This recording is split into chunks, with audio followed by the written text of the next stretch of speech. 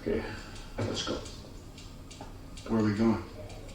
These walls are yours. You said you wanted to know how to get Capone. Do you really want to get him? You see what I'm saying? What are you prepared to do? Everything within the law. And then what are you prepared to do? If you open the ball on these people, Mr. Nash, you must be prepared to go all the way. Because they won't give up the fight until one of you is dead. I want to get Capone. I don't know how to get him. Want to get Capone? Here's how you get him. He pulls a knife, you pull a gun. He sends one of yours to the hospital, you send one of his to the morgue. That's the Chicago. That's how you get Capone. Now, do you want to do that? Are you ready to do that? I'm making you a deal. Do you want this deal? I have sworn to put this man away with any and all legal means at my disposal, and I will do so.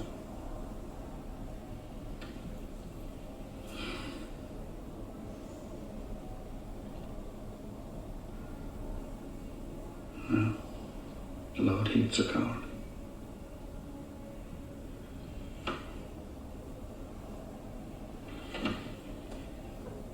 Do you know what a blood oath is, Mr. Ness?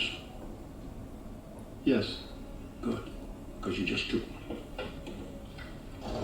How do you think Capone knew about your raid the other night? Somebody on the cops told me. Right. Welcome to Chicago. This town stinks like a boathouse at low tide. Now, the first thing is, who can you trust? Nobody. The cops? Nobody. Because nobody wants you here. Nobody. Well, then why are you helping me? Because I swore to uphold the law. And if you believe that, I'll tell you another. Now, who can you trust? I trust nobody. That's the sort. Well, if I can trust nobody, where are we going to get help? Well, if you're afraid of getting a rotten apple, don't go to the barrel. Get it off the tree. Get it off the tree.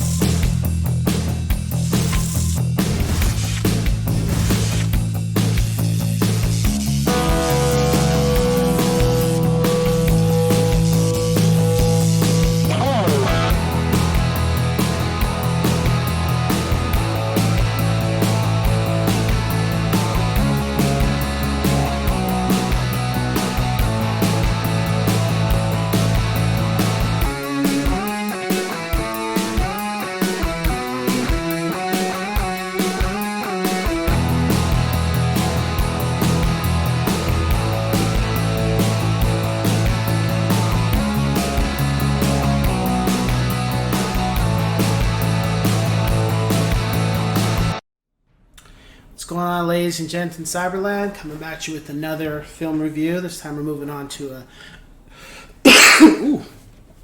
another cop film that came out in the 80s and has a lot of moments that some films will bite from time to time.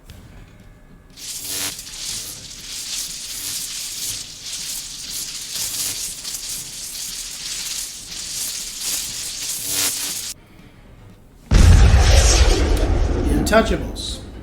So this film deals with Prohibition and the FBI pretty much trying to shut down Al Capone and his cronies in regards to bringing alcohol into the country, since alcohol is currently outlawed. And so we have a cast of characters: Sean Connery, Kevin Costner, Robert De Niro as Al Capone. Also, Andy Garcia's in here. And it's an action-packed crime drama. Very violent.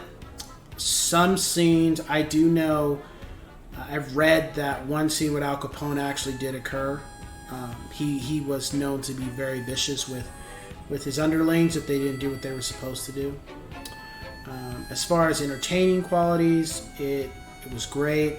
The pace was good. The action was good. The language was good.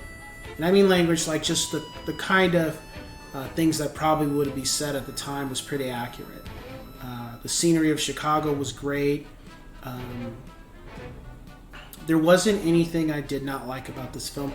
There were some scenes that, you know, did kind of strike a chord with me for obvious reasons once you have seen the film. I was a little disappointed with those scenes only because I didn't expect that to happen.